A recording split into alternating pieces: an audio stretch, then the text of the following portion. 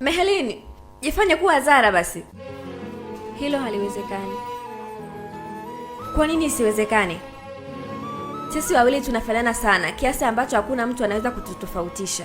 Hata mama yetu hakuweza kututofautisha. Unakumbuka? Aliweka utepe mwekundu juu ya kichwa changu na wa blue juu ya kichwa chako ili aweze kututambua Zara ni nani na Mehelini ni nani. Kwa nini unakazania hapo tu? Huna jambo lingine? Ninajaribu tu kuyafumbua hayo macho yako. Hapo ulipo umechoka sana. Hebu toka nje uone ulimwengu na ujue dunia ilivyo. Na ni nani atakayeishi hapa?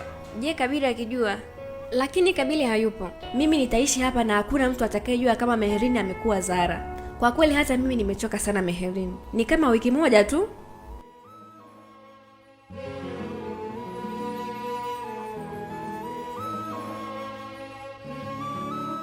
Lakini watu wataona utofauti wa uigizaji wangu